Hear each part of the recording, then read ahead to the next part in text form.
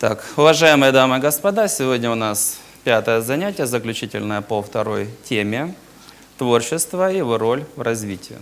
То есть по творчествам люди понимают разное. Да? В основном это то, что они видят на сцене, хотя то, что они видят, не всегда можно назвать творчеством. В ряде случаев это деградация, разрушение личности. От некоторых произведений коровы перестают доиться и телиться. Heavy metal или что-нибудь другое. Есть то, что разрушает, есть то, что созидает. А люди слушают то, что популярно,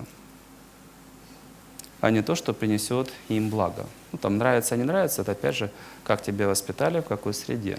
Мало кто относится к творчеству, то, что он видит на сцене, с точки зрения, какое мне это принесет благо или вред. Да, эти вопросы тоже, как правило, не рассматриваются. Голубой экран показывает то, что дает деньги, а не то, что приносит благо. Оно дает деньги, даже если это курение, там, алкоголь, наркотики, значит, оно продается, к сожалению.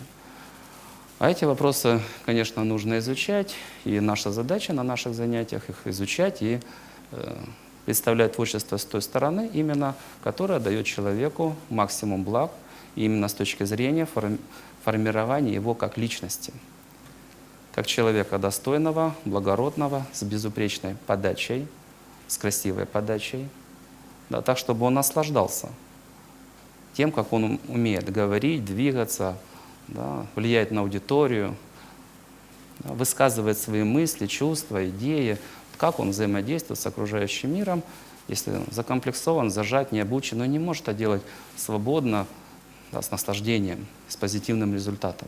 Он зажат, он не обучен. У него там и страхов, то ли я делаю, так ли я делаю, много всего разного. А наша задача, чтобы человек мог бы получить весь необходимый набор качеств, навыков, знаний, да, так, чтобы в жизни ощущать себя максимально комфортно. Понятно, что это невозможно сделать сразу. Да, это шаг за шагом. Да. Поэтому по творчеству ключевые положения: значение для развития, значение для жизни и чем отличается наше творчество, скажем, на этой сцене или на экране от того, что мы видим.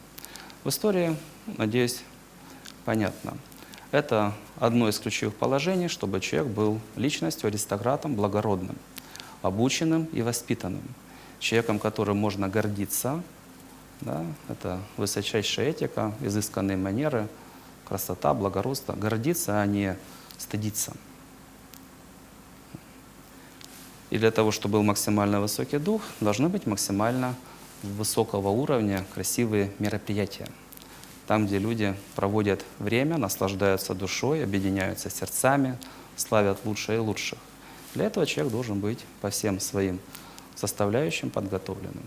Сейчас творчество видоизменилось настолько, что там нет высокого духа в подавляющем большинстве случаев, за редким исключением.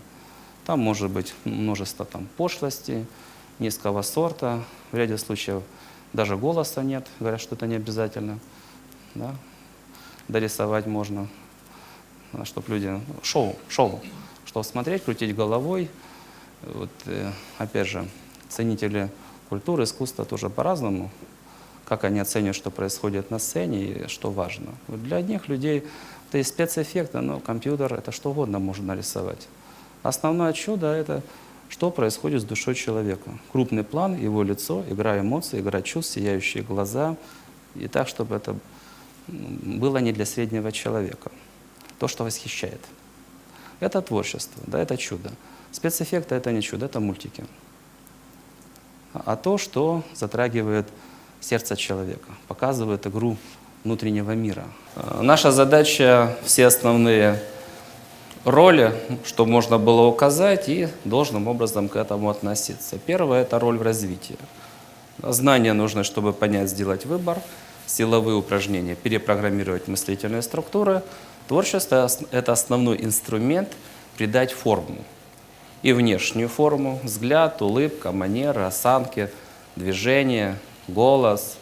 И внутреннюю — то, что человек чувствует, переживает, в каком состоянии он может находиться. Поэтому для развития это один из основных инструментов, как выстроить себя. чтобы все было достойно. Для жизни, если человек зажат, закомплексован, голос звучит еле-еле, самому не слышно, шансов на успех, на лидерство почти ноль. Да, поэтому, когда человек способен выступать с наслаждением, да, передавать чувства, говорить четко, от сердца, он получает право на лидерство, на влияние. Поэтому задача для жизни, чтобы это была свобода, красота, естественность и наслаждение, и максимальная отдача. Все, что не выстроено со знаком минус, то ухудшает ситуацию. Все, что со знаком плюс, ее, конечно, улучшает. И третья сцена, какие номера и почему должны быть. Самые правильные, самые лучшие те, которые пробуждают в человеке все лучшее и формируют личность. Самое поганенькое – то, что человека шаг за шагом приближает к животному. А такие номера, которые вызывают отвращение, пробуждают все низменное и так далее. Поэтому третье – творчество как образец – это формирующая личность, пробуждающая лучшее и освобождающая от плохого.